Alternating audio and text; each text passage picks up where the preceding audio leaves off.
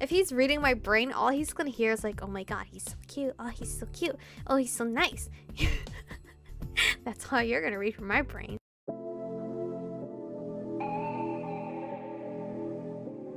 We're born in the moonlight. Ain't no fantasy. Can't breathe in the sunlight. Hello beautifuls, this is Aromie here. Welcome back to Changeling. My cheeks are hurting from smiling so much that we officially have William Sprout. It legit hurts. I can feel the heat radiating off my cheeks when I was taking a little break as in just reply to my brother and then cut back on the recording. But I just felt it like radiating that it hurts so much. Anyway, here we have William. I'm so happy.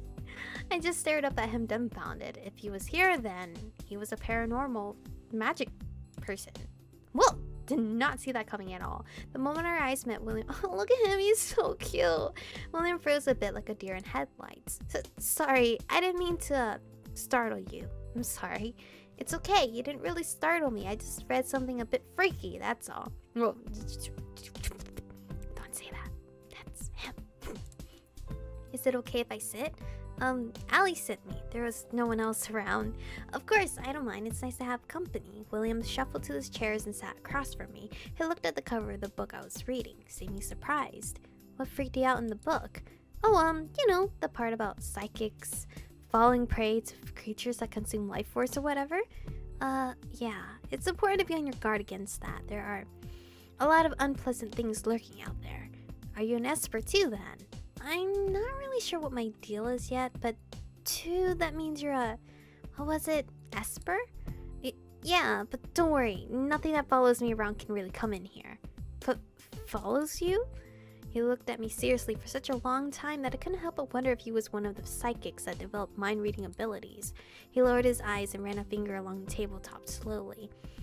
It's not uncommon for stronger Espers to have a few things lurking around them. Things? They can't see much of the real world, so they're drawn to anything that can act like a light to them. Usually that means people like me. They attach themselves to us because we're the only thing they can see clearly. They see clearly. You're talking about ghosts, right? The way he said all that was so casual, like it was just an everyday reality for him. Things attaching themselves to him or following him around. I couldn't help but wonder how long he'd been dealing with that. Ghosts. It depends how you define a ghost. Spirit of a dead person. Is there another way? There are other ways, but if that's what you mean, then no, they're not all ghosts. Some were never human to begin with. Then what were they? What do you call something that was never human? An alien? A creature? Spirit? I don't know. William shrugged and stared down at his hands. His unruly hair fell in his and his eyes. I couldn't tell if he was trying to work out how to explain it to someone who knew nothing about it, or if he just didn't want to talk about it. I was just about to tell him he didn't have to when he spoke up again. Some things have always existed as spirits, nature spirits, collections of old thoughts and memories, or other things. Like, there's a belief that an object can develop a consciousness if it's very old or very well loved. If that happens, it can become a sort of ghost as well. So, my very well-loved elephant up there can become a ghost?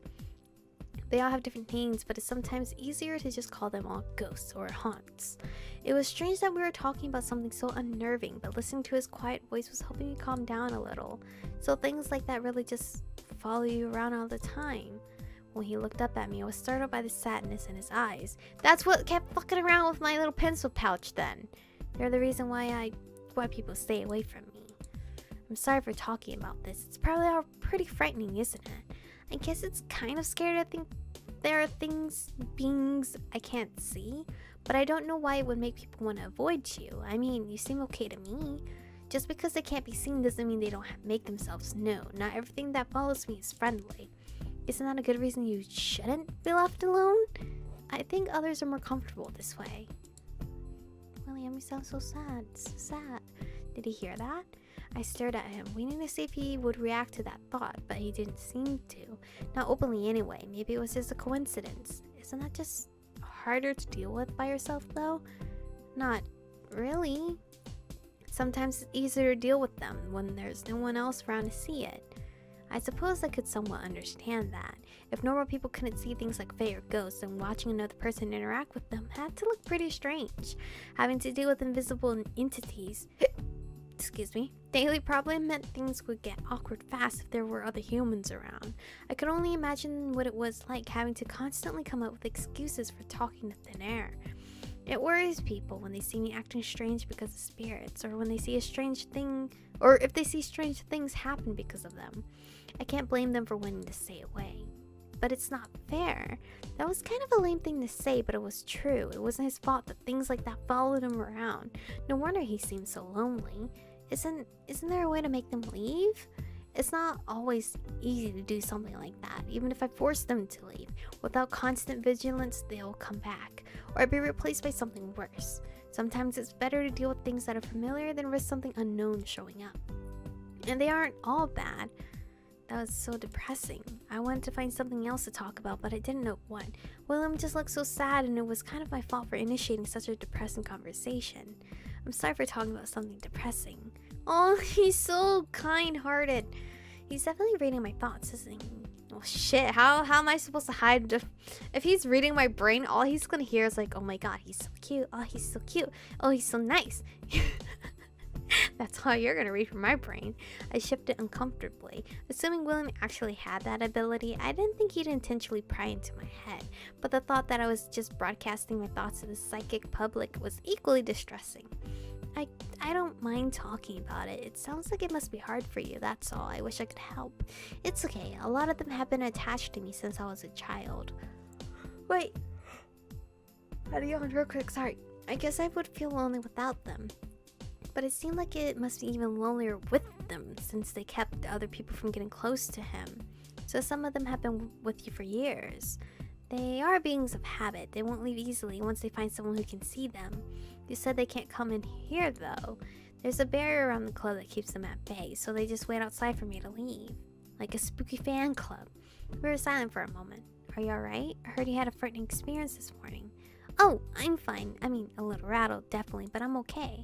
Besides encountering one creepy bridge thing was probably nothing like what he dealt with on a daily basis. But you're new to all this, so it has to be pretty scary. And finding out that you sit next to someone who's followed by ghosts, it's not that bad. It's a little scary. That doesn't scare me at all. I mean, it kind of is scary, but should I even admit that it's a little scary? Should I admit it? I'll admit it. It is a little scary. To be honest, I don't really like spooky things, but I guess I have to start getting used to it if I'm going to be encountering creepy bridge dwellers going forward. I don't think that will be a frequent occurrence. I hope not. I don't know what that was, but I never want to see something with teeth that big ever again. You do get used to it. Seeing bridge dwellers with big teeth? He smiled slightly, seeing things that no one else can see. I hope so. I think I've been this way my entire life, so it's different for me, but I've seen some of the others, how they adapt. I know you will too. I think you're a strong person. I don't know about that. People are always stronger than they think they are. Otherwise, you wouldn't insist on staying. I gave him a weary smile. By the way, thank you for talking to me and answering my questions. This is all totally new to me. I feel like I'm on the brink of this huge chasm. I don't know how to say that word, and I know absolutely nothing about what's on the other side. It's a bit disconcerting. Sorry for latching on and demanding all kinds of answers about things. You aren't demanding. You're trying to figure yourself out, so I don't mind answering. If there's anything else I can do to help, I mean, I don't know what else I really could do, but if anything comes to mind. To be honest, I really just appreciate you talking to me and answering my questions. This morning was a little odd, to say the least. I appreciate having company. If I was alone, I'd probably just be sitting here freaking myself out even more. He had a lot on his plate already, but was still offering to help me out. It was sweet. When I talk about it, everyone in the club had been pretty nice so far. Well, Mark accepted. He'd been cranky. I got the feeling he's always was, though. Hey, could I get your number maybe? Wow. Wow, my girl is already on to, like, I guess first base, which is, I guess, phone number. What? He turned a little red and looked away. I mean, I don't know. Out of all the people from the club, I really only know Allie. It might be helpful to get to know some other people too. I mean, if you don't mind. I don't mind, really. William pulled his phone from his coat pocket and handed it over. You can put your details in. As I did that, I gave him a sidelong look. It was the same coat he'd been wearing yesterday, one that seemed just a bit too heavy for wearing indoors. Hey, I was noticing that you always wear a coat. I get cold really easily. I wondered if that was also related to the spirits. I didn't know much about it, but I'd read or heard somewhere that the temperature would drop when there were spirits around. It was also really cold at the back of the literature where he sat, but it wasn't cold in the library, and he said his spirits couldn't come here. Hey Chico, he said my name so quietly that I almost didn't hear, and glanced up at him. I know you're trying to be nice, but you don't have to do any of this. Sitting by me, talking to me, getting my phone number, you don't have to do it. Bitch, don't even tell me. I worked so hard to get here. I had to finish Danny's route to get to your route when I was trying to go for your route first, okay, William? I am committed. 100% committed, alright? And if you want to move to another seat, I'll understand. Don't. Stop stressing. Stop stressing your pretty face. Stop it. The look on his face was heartbreaking. Was he really so used to people just walking away? I'm not just trying to be nice. I'm not changing seats. I'm not trying to be nice. I want to be genuinely your friend. I'm not just being nice. I have selfish motivations too. To be honest, I'm still completely freaked out about all this. Right now, Allie's really the only person I know on this side of things. I think it'll be good to get to know more people who have experience with this stuff. There are other club members. You're the only one I have the opportunity to sit next to though. I may be a newbie, but you've been dealing with this your whole life. I'm sure you'll have some good advice to give. Are you sure? I am. He looked away again, fiddling with his scarf. People always say that at first. He spoke so softly that even in the silent library I didn't quite catch what he said. Allie's probably back by now. He looked up at me worriedly, chewing his lower lip. I feel bad I took up all your research time talking about myself. It's okay, I was the one bombarding you with questions. Besides, it's better to learn from someone with experience than from a book, right? William gave me what I had already decided was a very, very rare smile. I guess you're probably right about that. I guess I should take my book back to Vilo's. If you leave it here, it'll return to the shelf on its own. Really? That's convenient. Magic often is. I wondered about the exact point of having a librarian if he didn't have to return or retrieve books for people. We left the book there and he walked me back to the club room. Not that the door was far anyway. When we entered the club room, we found out that Allie was just returning as well. Hey, I was just about to come get you. How'd your reading go? It was okay. I think I probably have a lot of ground to cover. Basically, yes. Gosh darn it. Anyway, thanks for hanging out with her, William. Okay, we still got time. I didn't mind. Thanks. I'm glad we got the chance to talk. He gave me another small smile as he left the club room. Allie sprawled out on the sofa as if she was exhausted. So he found your bridge, creep. Oh, you did? I shuddered. What was it? A spriggan. I don't think it meant any harm, but it's been gently relocated to a less populated area. You know, it said you're back to me. How did it know I was back? I mean, it was acting like it knew me. I don't know why I can't skip this when this dialogue I've read before. Ali shook her head and shrugged. Wild Fae say a lot of strange things. I wouldn't put too much stock in anything it said, but Wild Fae don't show themselves to just anyone, even I can't see them if they want to hide. The fact that you could see it. Good grief, Allie. It cannot possibly get any weirder than it already has, so just say it. I think you should start researching more deeply into the Fae. The fact that you can see the Spriggan so easily that can mean that that's where your heritage lies. The agency guys agree. Well, at this point, there's no weirder than finding out I'm a vampire, and I've secretly been sneaking out for years to eat my neighbors. Or finding out that you're a witch. Or anything else magical, mystical, and or weird. No doubt. So now what? Well, you can hide in the club and read all day, but I got permission to take you home early. On what grounds? On the grounds that you have a very, very bad migraine. Yeah, I don't know why it's not letting me skip this dialogue when I've read everything about this. Alright, there we go. Chapter 1, William's route.